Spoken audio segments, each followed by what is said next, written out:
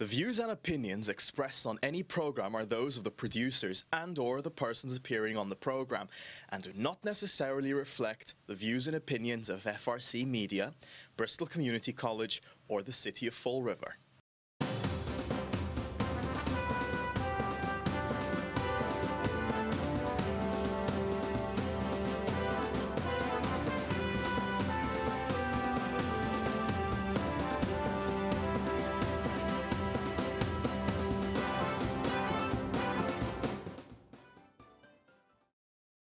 Welcome to Spindle City Straight Talk. I'm Chip. And I'm CJ. And it's Friday. Thank God it's Friday. Friday. But I don't know about what they're thinking over at Durfee right now. Yeah. I'll tell you, it's been a kind of a crazy day over at Durfee. A threat was made on social media last night that said that it was going to be a Florida Part 2 episode at Durfee. Now, the administration and the school superintendent sent out a phone call to parents telling them that Durfee was staying open. And the letter that was sent out, we have a copy of it here. Fall River Public Schools, February 15, 2018. Dear Fall River Public School families, faculty, staff, and leadership, we are all shocked and heartbroken by the devastating violence that occurred at Marjorie Stoneham Douglas High School in Broward County, Florida. This horrific, disgusting, and hateful act took place in the most sacrosanct of public buildings, one of our fellow schools. I believe strongly, as I know you do too, that our school facilities must be safe and secure at all times so that learning and teaching occurs in a caring, compassionate, and loving environment. Your well-being is always my first and foremost concern. Please know that this never-ending focus is firmly grounded in our ability to provide safe and secure schools for the children whom we serve. We work very closely with our school leadership teams, our security professionals, our SROs, and our public safety partners to ensure our planning, preparation, and drill of crisis protocols and procedures is continuous, ongoing, and up to date. We are in this work together. We need to ensure that we build strong, trusting relationships between adults and students, that everyone knows their responsibility to see something, say something, and to report any threats of violence to school leadership as soon as it happens, to include threats made verbally, in writing, or on social media, both first and second hand. We in the Fall River Public Schools pride ourselves in ensuring that our school doors are locked and our security, safeguards, and protocols are in place. Each school building uses only one single point of entry for all use during the day once students have entered the building. But this work is about constant vigilance. We all need to work together with fidelity at each of our school sites to ensure that all doors are secured. Nobody shall prop a door open ever, even just to run outside for a quick second. All visitors must be stopped and questioned to identify their business in the school. ID cards should be visible and presented when requested. Our team effort will give us greater success in the prevention of safety threats. There is always room for improvement, and I encourage all involved to call out things that we need to improve on in order to ensure the safety and security of our students, faculty, and staff. Our site-level teams are ready, willing, and able to make adjustments as needed. I think we have done a great job developing our crisis response plans, and we have performed well during our practice drills. We continue to drill and practice with help from our local authorities. We learn from our performance and target improvements using feedback. Finally, it is equally important that we continually monitor and address the social and emotional learning needs and well-being of our students. Our counseling professionals are some of the best in the Commonwealth, and we will always bring additional supports to the school level as needed. In this regard, helping to ensure that our students are emotionally safe in relation to the tragic events regarding the Florida shooting or any other traumatic events that happens in our Fall River neighborhoods is another important responsibility that we take seriously. Our public schools are the cornerstone of our democracy, the envy of the world, and the moral beacon of the American Social Compact. Violence never has a place in our schools. Acts of school violence are incomprehensible to accept. It strikes at the heart of all that we believe is just and right. My leadership team stands ready to support any need that our students, parents, families, faculty, and staff may have regarding school safety and security. Please do not hesitate to raise concerns. Contact us immediately. We stand ready to respond to our collective efforts to provide safe and secure schools. Cordially, Matthew H. Malone, PhD, Superintendent of Schools. Meanwhile, he didn't shut school down today. Instead, they did bag searches and had police present on campus. Yeah. Well, and teachers, and this really offends me, teachers were on social media posting 8 out of 30 students today, 3 out of 30 students today. Your day is so free that you can post on social media, that you can be playing on Facebook? Well, I don't What know. type of example are they setting? Well, I don't know what the implication is that they want a day off. I don't know, because they're there and they got to teach the class they get. And I think in a Herald News article, Joe Camara said it's not just it's just not what society is about. If it's a joke, it's not a joking matter. We all know that. Unfortunately, you know, that letter from the superintendent was, you know, it's obligatory on his part to say these things, and he's saying all the right things, but you know, we've had so many school shootings, and there's still no way to there seems to be no way to prevent it, because obviously there's a heightened awareness now that will not be maintained forever. No. And the reality is, as we've seen from what happened when they had the conflict between England and Ireland and Northern Ireland, there's no way to stop terrorist acts. And you can say it wasn't a terrorist act because we classify terrorist act if it's from ISIS or something like that. But the fact is, it's a terrorist act. When somebody goes in there and perpetrates this kind of violence on people, it's a terrorist act. And regardless of what the motivation is. But the problem is, what they've always proven, if somebody's willing to die or somebody is mentally unstable enough to attempt this, they will ultimately probably do this. So the only way to stop it, and even then they can't stop it 100%, because look at England. If you've ever been to Heathrow Airport, it's one of the most secure airports in the world, as is Israel. If you fly to Israel, the security in their airports is incredible. Why? By necessity. But are we going to do that forever? No, that's the problem in this country. What happens is we misappropriate our funds to give pay raises to all our friends, and we don't maintain the military, the police and fire. That's always the first threat. We've already heard the threats. Oh, if we pay for this one in our budget, there'll be cuts in police and fire. Really? It's an obligation of this city. The city isn't a business, and it's not an employment agency.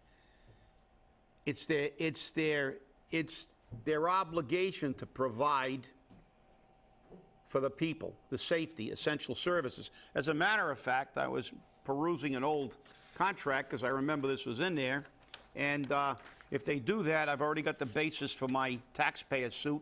They attempt to do this and reduce manpower, because I don't know if it's still Article 31, but it says manpower levels, and this is what it says: the city agrees to maintain manpower levels to ensure reasonable and safe working conditions. Well, that means manning, because that's the most critical thing in working conditions and also in public safety. And there have been lawsuits against cities after catastrophic losses for them not providing adequate safety. And this threat's been going on for 40 years, and it's unacceptable. It's coercion. If you did that to somebody else, you'd be guilty of coercion. But the city coerces people all the time. There's always a threat of cutting public safety. And that's the last place you should cut, not the first place. But it's the first place they always threaten. And guess what? If they try it this time, there's going to be a battle about it. Because the contract actually says, and the chief will dictate it. If he comes on and tells the people of Fall River that we do not have adequate manpower, guess what? There'll be a suit filed this time. Because, frankly, in the face of $73,000, 500 raises for 2 people, and all the other raises we've seen and the positions filled, there's not even been an attempt to cover up how much money we're spending only on certain people. And I'll remind you again, there are people in this community that are working full-time for $16,000 in the school department. We're going to spend over $250 million, and now there are estimates that it'll be in excess of $300 million, maybe closer to $400 million when this is all said and done. But we have people working for $16,000 full-time. And then when they retire, they get less than $15,000 a year for a pension. And somebody gets a $40,000 pay raise, and somebody gets a $30,000 pay raise. And then our 8 paraprofessionals who deal with special ed students, who by everybody I've spoken to, they say do an absolutely wonderful job, and they're making peanuts too, and their contract's being held up for $81,000 for a 3-year contract. That's what they said they can't afford, but they can afford to give people $40,000 pay raise and give 2 people $73,000. That's almost the entire cost of a 3-year contract for these people. You're gonna tell me that this community is not mismanaging our finances, and now they want more money? As a matter of fact, we have on our show, I think we actually hit it, but the MSBA, the Massachusetts School Building Authority, actually said that they protected Lowell and the state's taxpayers when its board of directors chose to postpone the vote to advance the city's plan for building a new high school. Why? They weren't sure that the money was being used appropriately, and it was going to be too big a burden on the statewide taxpayers. But in Fall River, everybody's got money, except the actual people who pay the taxes. Because where are these people come from? The consultant is from Carver. So when she gets through telling us that 31 cents a day for 700 years doesn't mean anything, when people are living on $14,000 a year on fixed incomes, who, by the way, were disrespected because they can move to Russia or move out, with a total disregard that these people worked for 30 and 40 years for this city and went to work every day. They worked. They weren't on welfare for 40 years. These are the people that you are just dismissing and their contribution to this community. I know people who worked for over 30 years and are getting less than $15,000 for a pension. And then you're going to tell me that we need to gouge more money when we can pay for it within our own tax structure? That is just so morally objectionable. It's just, I can't even, I can't even say what I really feel, because the FCC had come down here and arrest me on the spot. Things don't change. Things do not change. And we read this before. On October 18th, 1883, Thomas O'Donnell, a mule spinner. Look, I forgot to shut my phone off, of course.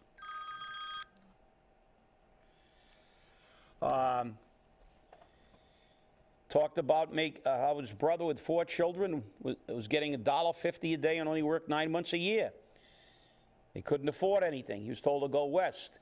And then, throughout the country, this is another excerpt from the Untold Story, and for the privilege of living in the slums, American workers were forced to pay $10 and even $15 a month rent out of their wages, averaging $7.50 to $8 a week. And that's what they're asking now with this bond, in addition to all the other taxes. They're asking people who are paying 40 to 50, and in some cases more than 50% of their income just to pay their rent. But we have people who go, I'll move to Russia. Then the pseudo apology says, I didn't, I'm sorry if I offended anybody. No, you disrespected people. You don't even live in this community. You're a visitor, and you're collecting a big fat paycheck. And the people you're talking about worked in your school system, worked fighting fires, worked policing our city, worked picking up trash in all weather, worked at City Hall every day for 30 and 40 years. And they made the incredibly foolish mistake of living long enough to where you money mongers, you greedy elitists, have eroded their pensions to the point where they can no longer afford a house that's been paid for probably 20 years or 30 years. It's wrong.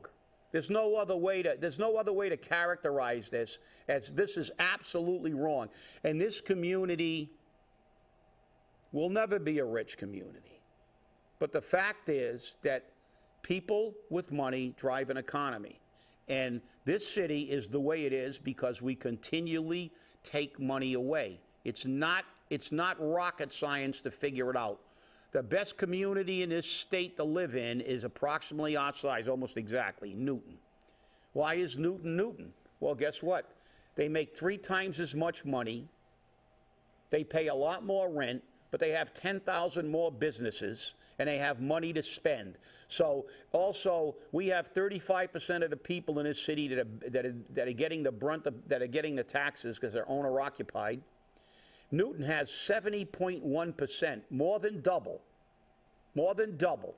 So that means their tax base is double our tax base. They also have 10,000 more businesses who, by the way, are paying a 7.5 tax factor, which shows that reducing their tax factor doesn't do anything.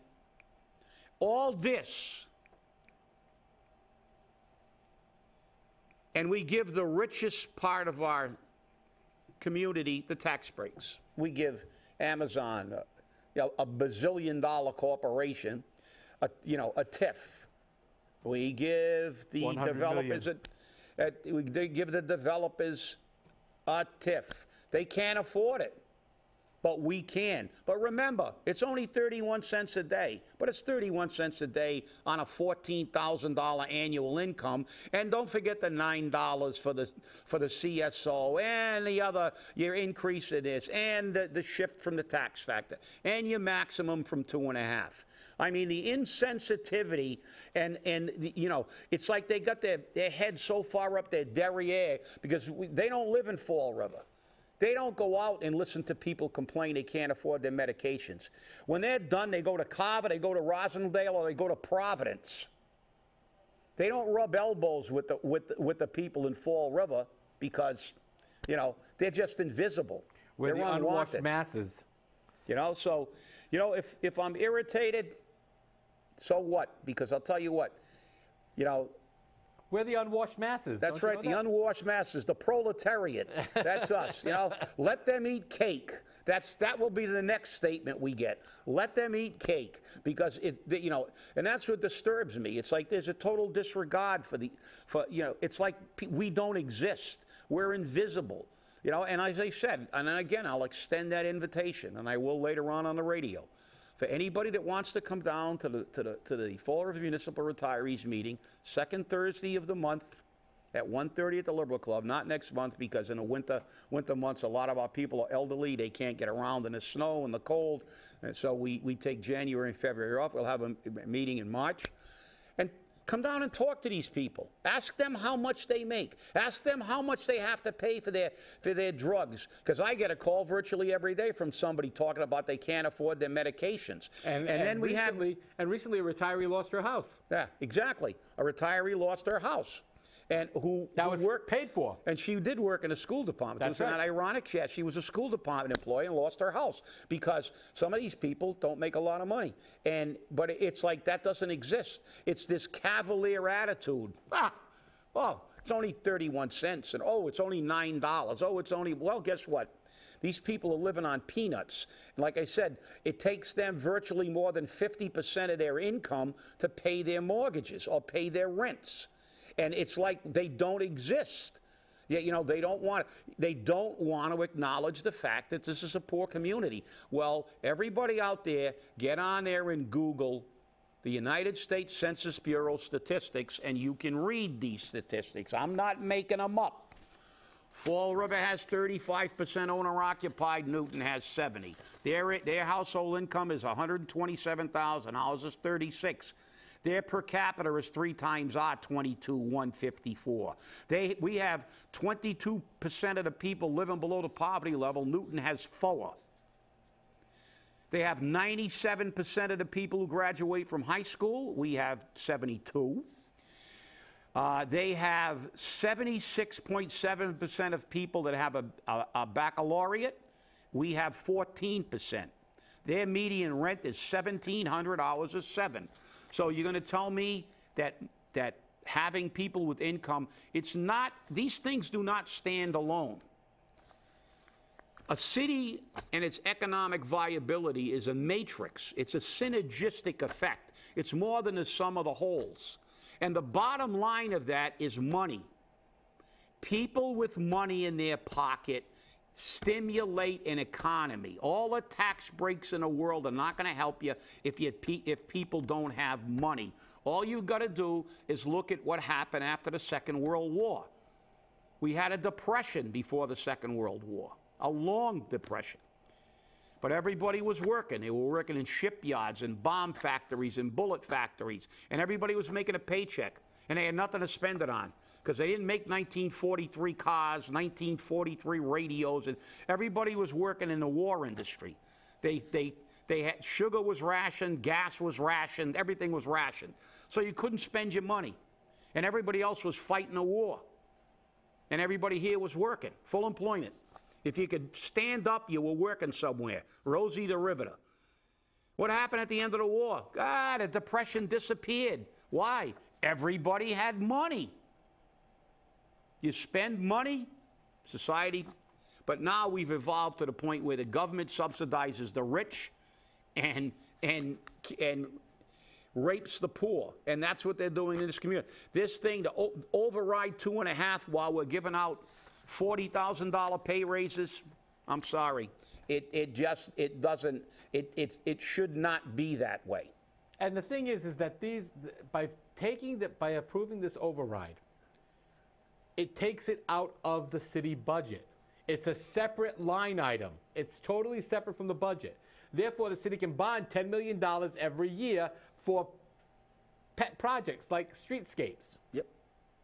They can give pay raises up the wazoo to all their friends. They can create new positions. Right now, we have 2 new positions in the pipe to come out. But we're worried about funding a new school project. Why are we not worried about it? Because we're going to get the taxpayer to override 2.5 and pay for it. And this is a sad state of affairs. Yeah. And then, you got people threatening people. Okay? I mean, I've heard it all. You have no brains, blah, blah, blah. I mean, you've got city councilors blocking people, blocking them on social media because they don't want to hear it from them. Hey, guess what? You were elected to represent them. Too bad. Suck it up. Suck it up. You've got to deal with it. No, you're right. And the other question I have is, this city's always been, we have the poorest economy and the poorest, and we market to the poor. And we have a champagne tastes on a beer budget. These are the stats. Lowell, 590,000 square feet, the school, okay? Which is about 90,000 square feet more than ours. 3,520 students they service. They're spending $418 a square foot. We're building a school that's only 501,000 square feet for 2,500 students, almost 1,000. And we're paying $526 a square foot. That's $108 more a square foot for 500,000 square feet. Do the math. 100. Forget the 1. Let's round it off and look at the cost. Somerset's new school, 223,000 square feet, 1,000 students. 285, that's like almost half, including 2 soccer fields, a football field, tennis courts, and track facilities. Right. What are we building? We're building something with a 3-story atrium that that if the kids are horsing around and somebody pushes somebody, they may go crashing down into the lobby, or if somebody drops a cell phone off the third tier and it hits some kid in the head, we got a fractured skull. And then what are we going to do? Why are we building? Why do we have to build this city? It doesn't make any sense. This is a city that should be operating off the dollar menu and building a 3-bedroom ranch with no garage, and we're building schools that pale by comparison. A 3-story atrium does not educate a child. The teachers educate a child.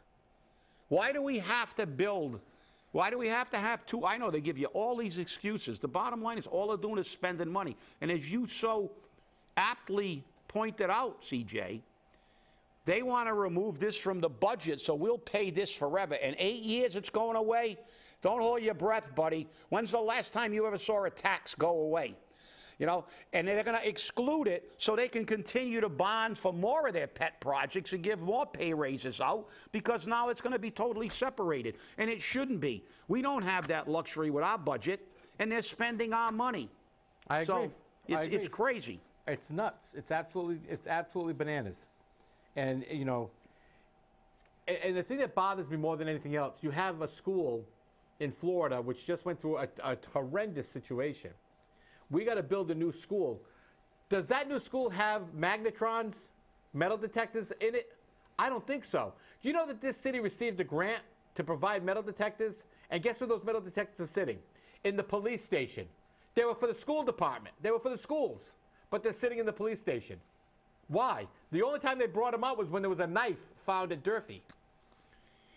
Yeah.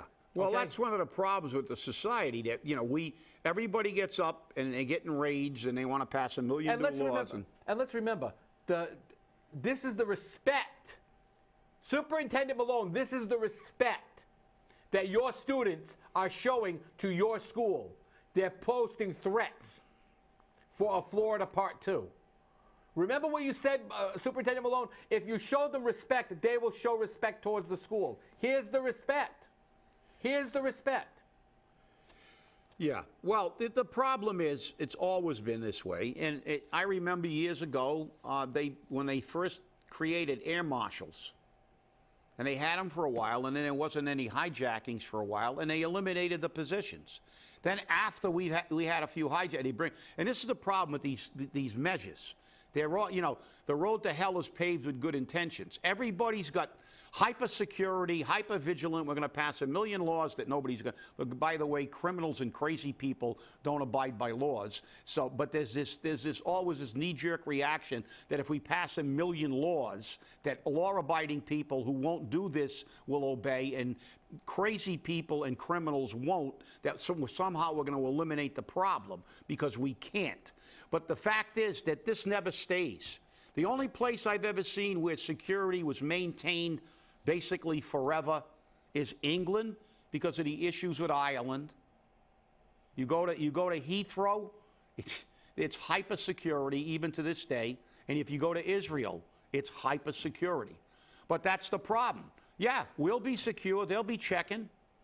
6 months from now, a year from now, and that's the problem. The problem is that it's always an initial reaction, but then that becomes a secondary thing to pay raises and to school, and to all this other these political machinations. It always becomes secondary. It's like, we're going to build a school. Let's gouge the money from the taxpayer, exclude it, and then we can still play around with more pay raises, but not for the people on the lower end of the spectrum.